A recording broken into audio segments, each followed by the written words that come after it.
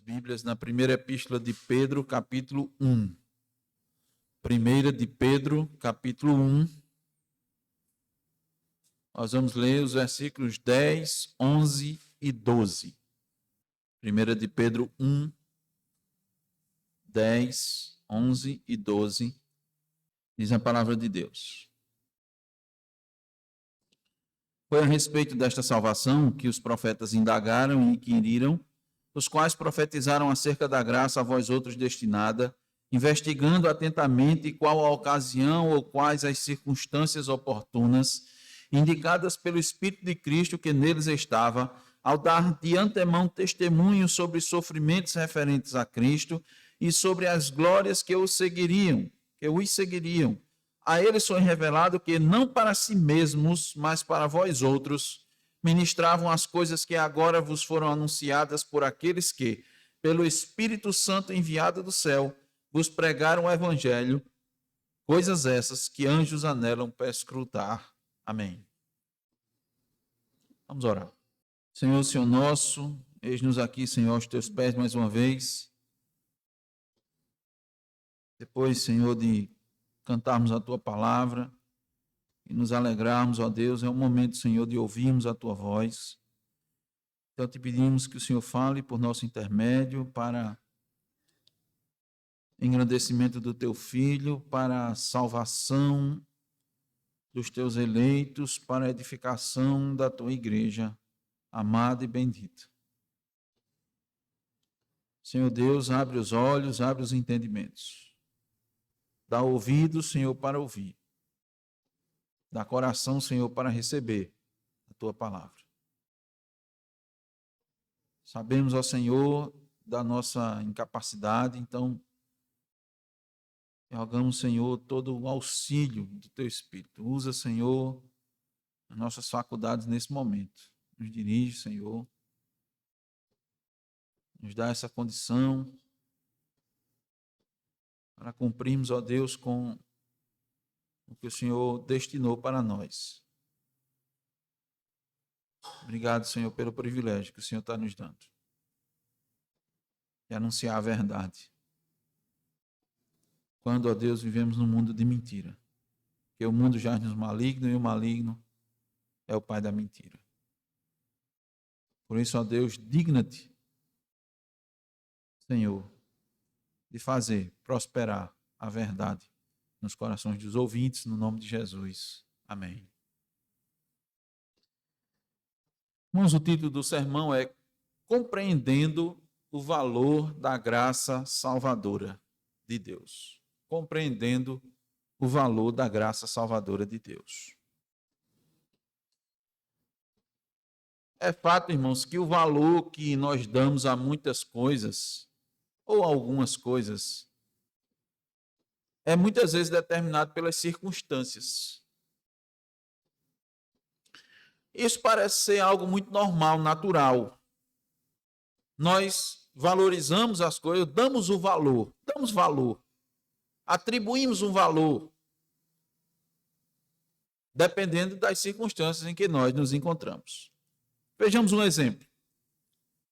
Uma pessoa que está no deserto, com sede, depois de ter sofrido um acidente de avião, sem estoque de água, perdido, sem saber onde se localiza naquele momento, vai dar imenso valor a um simples copo de água potável. Um doente renal que já esgotou todas as possibilidades de tratamento e recebeu de todos os médicos aos quais ele já visitou, que ele foi, com base em todos os exames que ele fez, ele recebeu um único diagnóstico de que só o transplante poderia lhe conceder mais alguns anos de vida. Ele vai envidar todos os esforços, gastar seus recursos, sejam eles quais forem, para encontrar um doador compatível. Então ele vai dar ao rim o valor da sua vida. Para quem vive à beira do São Francisco, Um copo de água não tem o mesmo valor de alguém que está perdido no deserto, não é verdade? Os que estão sãos e que ainda não tiveram uma crise renal, sequer lembram que possuem 2 rins. Você não lembra dos seus rins. Mas alguém que sofre e que precisa fazer hemodiálise, ele lembra sim, diariamente. Quando há abundância de determinado recurso natural, ele tende a ter pouco valor no local onde se encontra. Deixa eu dar um exemplo simples aos irmãos da castanha do Pará. Quando estive lá em Belém, Ananindeua, na instituição da Igreja Batista da Graça, nós compramos 1 quilo por meros R$20. Incontáveis bancas na feira ofereciam o produto. A castanha já quebrada, a castanha inteira, estava lá para você escolher a quem você quisesse comprar. Poderia até negociar, comprando em quantidade. Em aqui chegando, a castanha custava 4 vezes mais, no lugar mais barato. Esaú, irmãos, considerando apenas a circunstância momentânea em que se encontrava, deu pouco valor ao seu direito à primogenitura e a trocou por um prato de comida porque estava morrendo de fome, segundo ele. Veja, meus irmãos, o texto que nós lemos foi dirigido aos irmãos que estavam passando por circunstâncias muito difíceis. Eram os crentes forasteiros da dispersão, que devido à fé que tinham abraçado agora, estavam em situação de dificuldade, muita dificuldade, e Pedro lhes escreveu para fortalecê-los nessa fé, após confirmada mediante os muitos sofrimentos, e disse que isso os conduziria à glória. Então havia grande valor na salvação, que eles haviam recebido de forma gratuita, mesmo nessa condição que estava lhe trazendo dores. Eles tinham recebido algo muito valioso, mas esse algo valioso era exatamente isso que lhe estavam trazendo dificuldades, dores. Por isso, Pedro diz que havia motivo de se alegrar, mesmo passando por provações. Na verdade, nos primeiros versículos desta carta, ele apresenta vários motivos para que aqueles irmãos se alegrem. Nós podemos citar pelo menos 4 motivos para eles se alegrarem. Pedro disse: olhe, quem foi alvo da salvação tem uma viva esperança. Vocês têm esperança. Vocês podem ter esperança porque Cristo ressuscitou. E porque Cristo ressuscitou, Ele trouxe segurança para nós também, porque nós ressuscitamos juntamente com Ele. Então, quando ainda nesta terra, o cristão não vai ter dúvidas sobre o que vai acontecer a ele depois da morte. Os ímpios é que têm medo da morte. Os ímpios não sabem para onde vão. O máximo que eles dizem é: Deus sabe. O máximo. Alguns já dizem mesmo, recentemente. Eu escutei da boca de um. Estava falando sobre uma situação. Ele queria se vingar. Ele disse: eu só queria uma oportunidade com fulano de tal. Eu iria pegar uma bomba, iria explodir. Eu iria. Não presto mesmo, mas também ele ia junto comigo. Mas o cristão não.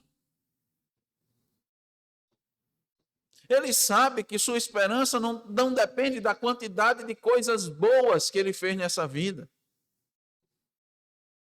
Que ele não vai precisar fazer contas. E só isso traz esperança para quem está em sofrimento. Mas Pedro não parou só nisso. Pedro disse, olha, além disso, além de esperança, o cristão tem uma herança permanente. Pedro disse, a nossa salvação é mantida segura, a nossa herança, nós somos protegidos, nós somos guardados. E não é por qualquer coisa, mas é pelo poder de Deus. Então, não há como se perder em meio ao sofrimento. Basta você olhar para cima. Você não pode estar vivendo olhando para baixo nem de lado. Você tem que olhar adiante e para cima. Ele diz ainda que o cristão tem uma fé em desenvolvimento. Ele diz assim, vocês estão passando por dificuldade, então sua vida é comparada ao ouro.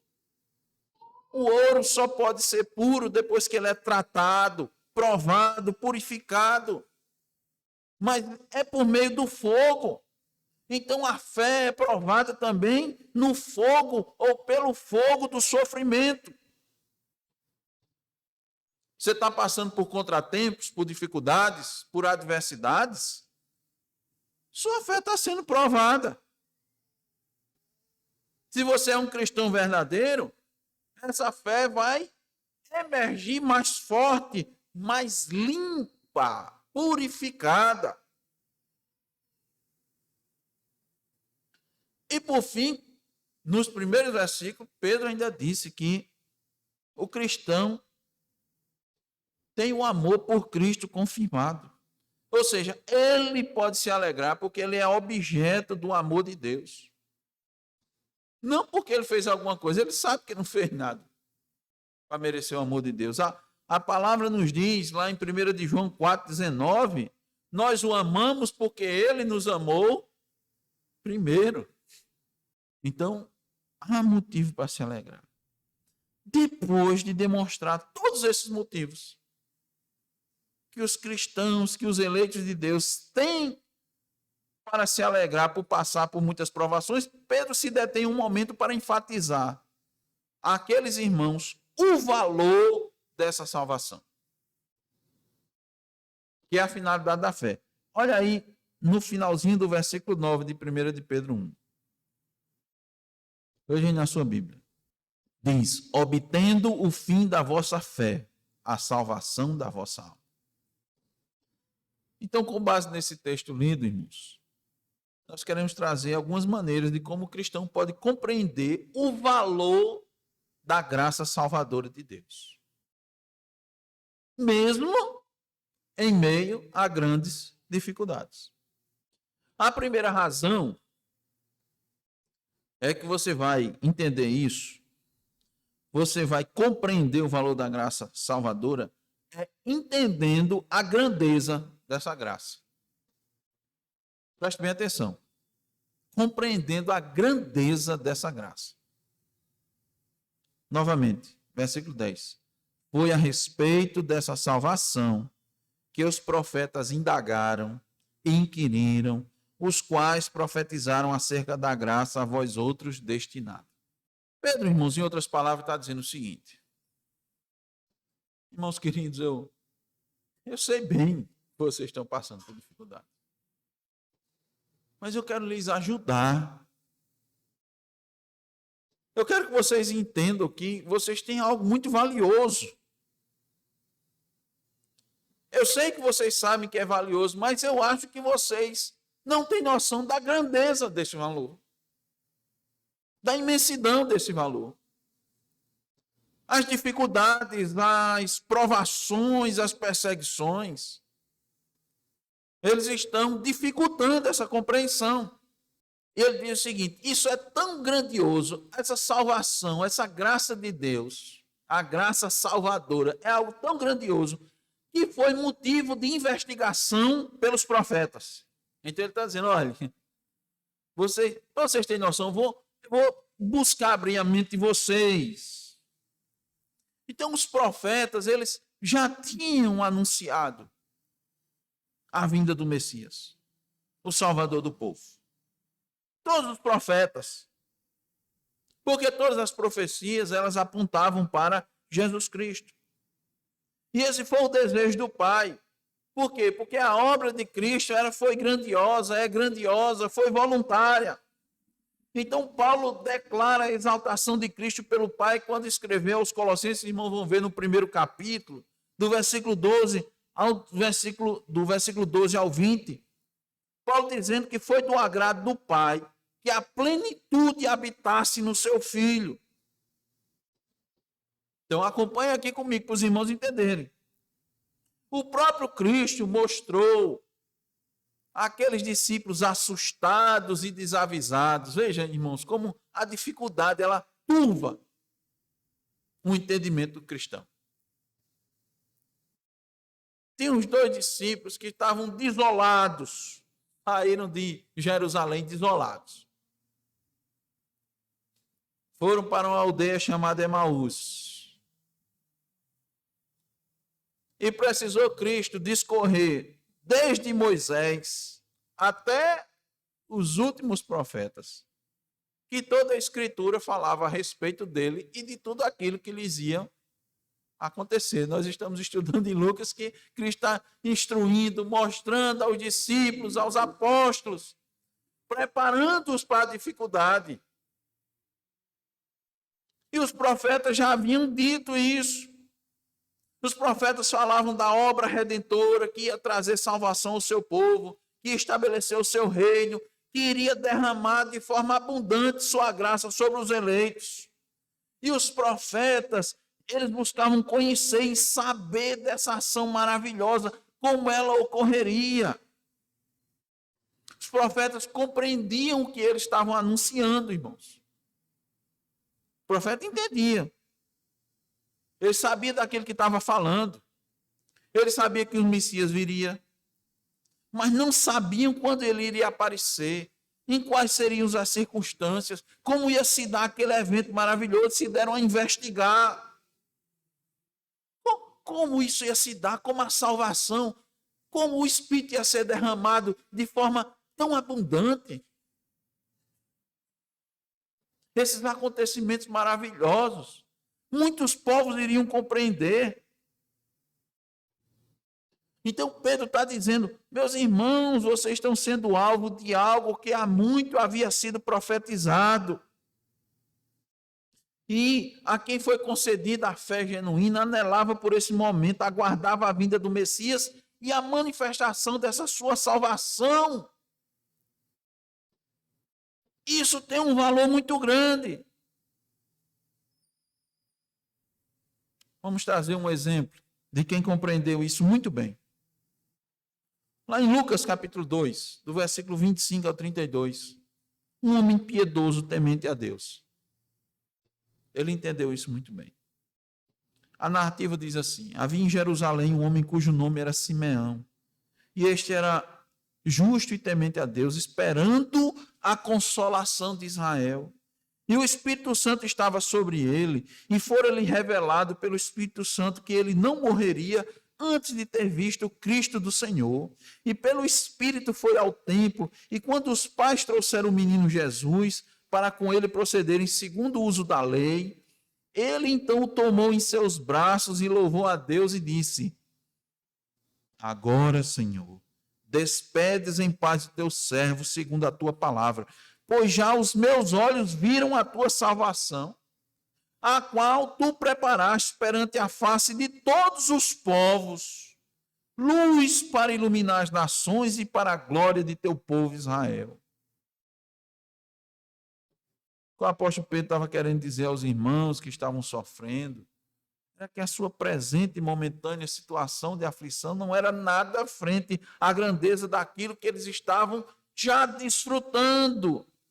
Foi essa ênfase que o próprio Cristo deu em Mateus capítulo 3, versículo 17, quando diz assim: porque em verdade vos digo que muitos profetas e justos desejaram ver o que vós vedes e não o viram, e ouvir o que vós ouvis e não o ouviram. Você precisa entender a grandeza dessa graça. Tinha muita gente querendo experimentar isso. Tinha muita gente anelando, pedindo a Deus. Os irmãos vão ver que não eram só pessoas. Os crentes, irmãos, da antiga aliança, tiveram vislumbres da glória de Cristo. Anelaram sua vinda, mas não dava para passar disso. Isaías, numa visão, viu a glória do Messias e falou dele. Privilégios inestimáveis, mas nenhum deles, enquanto viveu sobre a terra, viu o Cristo encarnado. Nenhum testemunhou seus milagres, nem ouviu as suas palavras. Todos morreram na fé. Hebreus 11:13 diz assim: todos estes morreram na fé, sem terem recebido as promessas, mas vendo-as de longe e crendo-as e abraçando-as, confessaram que eram estrangeiros e peregrinos na terra. Mesmo que a vinda do Messias tenha sido anunciada, sua grande liderança, suas palavras de sabedoria, de libertação do seu povo, nada se comparava a vivenciar aquele momento. Nada pode ser comparado a poder ter sido ensinado pelo próprio Cristo, ou mesmo pelos seus apóstolos. Nada pode ser comparado a gozar da ação direta do Consolador na sua vida, manifestada de maneira muito mais abrangente na igreja. Vejam, irmãos, que nos eleitos do passado, era um pouco, você via dizer, né? O Espírito Santo tomou conta de fulano, né? E ele profetizou, e ele fez isso. Havia uma limitação. Mas na nova aliança, a Bíblia diz: vocês são templos do Espírito Santo de Deus. E ele disse: eu vou derramar meu Espírito de forma abundante. Veja, Pedro usa a expressão acerca da graça. Isso tem um sinônimo, irmãos. Tem um alcance maior. Graça salvadora, mas tem um alcance muito grande. Porque só não é uma salvação individual. Pedro está dizendo: vocês estão desfrutando de uma coisa que não é só de vocês individual. Por isso, lembra as palavras de Simeão? Luz para as nações. Ele entendeu. Ele entendeu que o Cristo que viria não estaria restrito a Israel. Sim, era o povo. Mas luz para as nações. Ele disse: eu posso morrer já. Ele vislumbrou o alcance da graça. Não era mais como antes, de forma limitada, restrita, circunscrita ao território de Israel. Agora era muito mais amplo, reinando nos corações dos eleitos. E nada do que lhes acontecesse, que é perseguição, tristeza, escassez e até morte, poderia abalar sua confiança na eternidade, a perda da sua herança, da morada eterna. E no que diz respeito, irmãos, a ver essa graça sendo manifestada a todos os povos, línguas e nações. Ver essa graça manifestada a povos que antes eram considerados ímpios, incircuncisos, impuros. Era algo tremendo para quem vivia na antiga aliança. Tanto é que os irmãos sabem que o próprio apóstolo Pedro teve muita dificuldade de entender isso. Foi preciso uma visão, foi preciso uma voz. Dizer: vai, Pedro, vai. Não tem limite a graça salvadora. Não está restrita só a Israel. Essa é a primeira razão, irmãos, que apresentamos para a gente compreender a grandeza da graça salvadora de Deus. A segunda é o preço da graça. O preço dessa graça. Veja o versículo 11. Investigando atentamente qual a ocasião ou quais as circunstâncias oportunas indicadas pelo Espírito de Cristo que neles estava ao dar de antemão testemunho sobre os sofrimentos referentes a Cristo e sobre as glórias que os seguiriam. Veja o preço. Profetas, como vimos, receberam a revelação de Deus sobre a vinda de Cristo. Em especial Isaías. Isaías falou sobre o seu nascimento. Se irmãos forem observar Isaías 7, 14, 9, 6, 11, 1. Isaías falou sobre o seu ministério, lá no capítulo 11, dos versículos 2 a 5. Capítulo 35, do 4 ao 6. 61, do 1 ao 2. Seu sofrimento e morte, que começa em Isaías 52, do versículo 13, até o capítulo 53, versículo 12. Em Miqueias, nós temos o anúncio do lugar do seu nascimento, Miqueias 5:2. E o Espírito de Cristo que estava neles deu testemunho sobre os sofrimentos e glórias referentes a Cristo. O preço dessa salvação. Os profetas, dirigidos pelo Espírito de Cristo, Cristo já existia, né? Já havia. Ele só veio e encarnou. Se fez homem. O Espírito de Cristo já dizia aos profetas: o Messias vai sofrer. Vai pagar um alto preço. Antes de tudo isso acontecer. Vejam, irmãos, que a palavra sofrimento está no plural. O que é que isso quer dizer? A grandeza e a variedade da dor. Tudo que Cristo teve que suportar pelos eleitos. Os sofrimentos, os muitos tipos de sofrimentos. O que a gente imaginar de sofrimento? Cristo passou. Temos dito aos irmãos que só o fato, Paulo nos deixa claro isso, lá em Filipenses 2, de 5 a 8, só o fato dele deixar seu trono de glória foi uma humilhação. Mas ele veio, viveu como homem, todas as fragilidades. E padeceu, os irmãos sabem, sem ter nenhum pecado, sem fazer nada de errado. Deixa eu lembrar aos irmãos um versículo muito conhecido, versículos conhecidos, lá de Isaías 53. Diz assim: quem creu em nossa pregação e a quem foi revelado o braço do Senhor? Porque foi subindo como renovo perante ele, e como raiz de uma terra seca, não tinha aparência, nem formosura.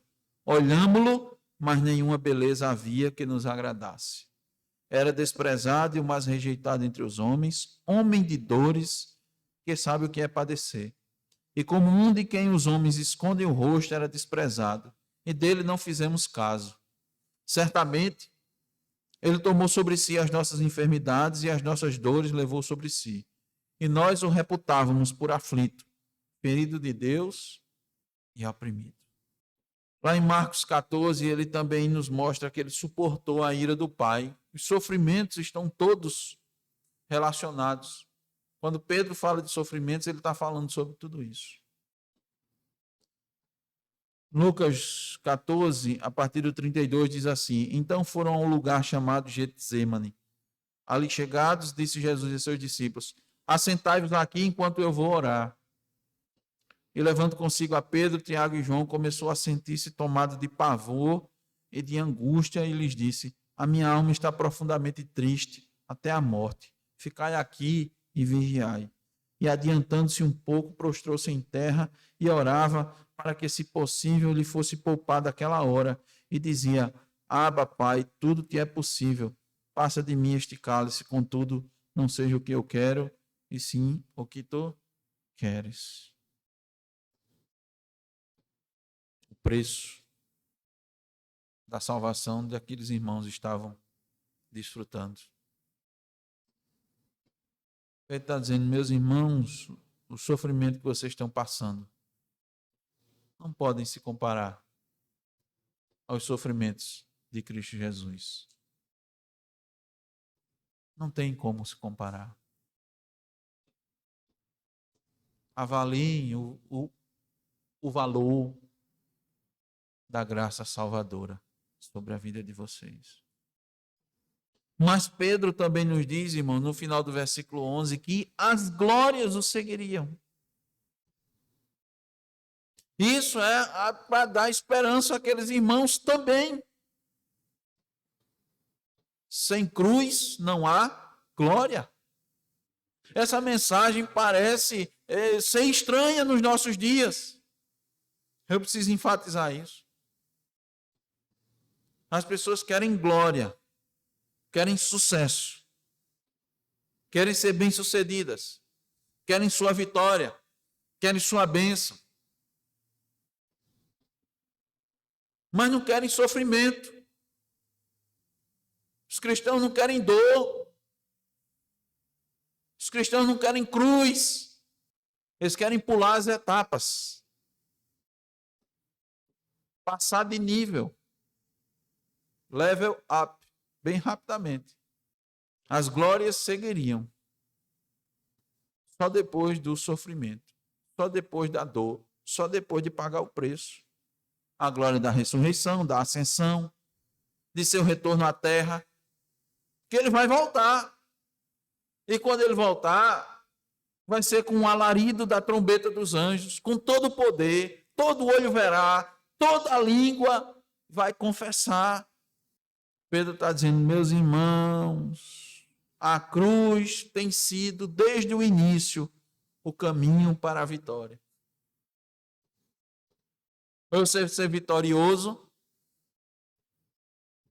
você tem que passar primeiro pela cruz. Quem quiser vir após mim, negue-se a si mesmo, tome a sua cruz e me siga. Os cristãos da dispersão precisavam compreender o valor da salvação que eles gratuitamente haviam recebido. E uma das formas era entender o preço da graça salvadora. Isso iria ajudá-los a suportar com maior firmeza suas aflições e valorizar ainda mais a sua salvação. Agora vamos para o versículo 12. A eles foi revelado que não para si mesmos, mas para vós outros, ministravam as coisas que agora vos foram anunciadas, por aqueles que pelo Espírito Santo enviado do céu vos pregaram o Evangelho, coisas essas que anjos anelam perscrutar. Nós vamos finalizar com esse versículo. Mas deixa eu lembrar das palavras iniciais. Sobre o valor. E eu pergunto, que valor temos dado à salvação? Que recebemos pela graça, por meio da fé em Cristo Jesus.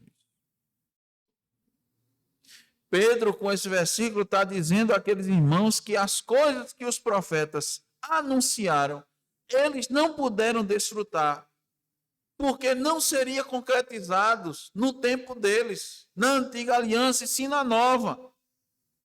Eram boas novas destinadas aos crentes que viveriam no milênio. Aqueles que experimentariam de uma maior revelação é que iam experimentar aquilo. Até mesmo nós que temos hoje a total revelação. Isso é um grande privilégio, um privilégio de ter uma visão ampla e completa da graça de Deus. Poder enxergar o mundo mais claramente, experimentar da direção do Espírito Santo de forma mais intensa, mais direta.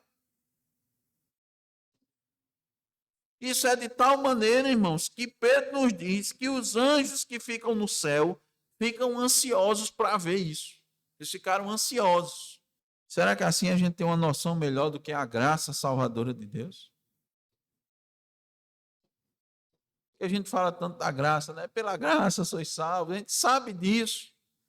A gente repete, mas a gente tem noção da grandeza. Tem noção do valor, do preço que foi pago. A gente tem noção que os profetas que anunciaram muito antes de nós desejavam ver e experimentar isso. O exemplo de Simeão nos serve como parâmetro. para avaliarmos o quanto valorizamos essa graça nas nossas vidas.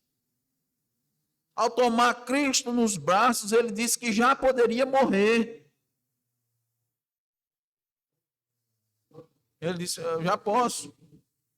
Ele não apenas foi alvo da graça de Deus, como teve a oportunidade de tomar Cristo nos braços. Você pode argumentar, mas eu não posso mais tomar Cristo nos braços. Ele está no céu. Será que a gente não pode? Os irmãos viram que Simeão se alegrou porque não só por ter pego Cristo em si nos braços, mas porque ele tinha convicção da graça do que era a salvação. E aquele era o Salvador, luz para as nações, a salvação para Israel. Israel, os irmãos sabem como estavam vivendo numa época triste, mesmo com Cristo, triste. Anos sem profecia. Agora o que eles tinham de referência era o farisaísmo, o legalismo. O que eles tinham de referência foram aqueles que os responsáveis por matar Jesus Cristo. Mas foi só porque pegou nos braços Simeão, que ele pegou Cristo nos braços, Simeão diz isso? Não. Ele já almejava, ele já ansiava. E eu pergunto, irmãos, e nós? Cristo não está vivo e presente no nosso meio? Está ou não está? Ele não está agora entre nós? Porventura, quando nós cantamos aqui, ele também não canta conosco. Se a palavra é pregada fielmente, não é ele o verbo? Se é assim, você tem a coragem agora de dizer como Simeão, já pode morrer? Tem essa coragem? Ou você dá valor a outras coisas muito mais do que a sua salvação? O que é que o apóstolo Paulo disse? Para mim, o viver, Cristo. No original diz assim, irmãos, não é que o viver é Cristo. O original diz assim, para mim o viver, Cristo. E o morrer, lucro. É para a gente refletir sobre os nossos valores, sobre o que nós valorizamos. Para a gente refletir se Cristo não é tudo para nós. Porque se Cristo for tudo para nós, então eu vivo para Cristo. E eu morrer? É lucro, porque eu vou estar com Cristo. Mas será que por fazer já ter um bom tempo de igreja, você está na congregação dos santos, como lembra da situação de estar na feira com muitos produtos disponíveis, né? Quando tem muito em abundância, você não valoriza muito, né? Não pode ser que você esteja tanto tempo desfrutando da graça de Deus que você não tenha mais noção, perdeu a noção do valor. Há muitos anos desfrutando, perdeu. Está disponível, Deus abençoa, Deus sempre abençoa, né? Está sempre protegendo, está sempre guardando. Então, perdeu a noção do valor. Será que vai ser preciso Deus retirar sua mão de você por uns instantes para você voltar a dar o valor devido à graça tão abundante dispensada na sua vida? Porque um tempinho a graça, um tempinho a mão de Deus aqui, você. Será que os momentos de aflição e dificuldades que tem enfrentado, ao invés de lhe fazer mais próximo de Deus, tem feito você reclamar do bondoso Deus, esquecendo o quanto Cristo padeceu por você, esquecendo o preço que foi pago? Reflita. Se você tem glorificado ao Filho bendito de Deus pela sua grandiosa obra, prestando-lhe um culto devido, um culto agradável. Nosso desejo é que você compreenda o valor da graça salvadora de Deus, dispensada na vida de miseráveis pecadores, como eu e você. Amém. Vamos orar.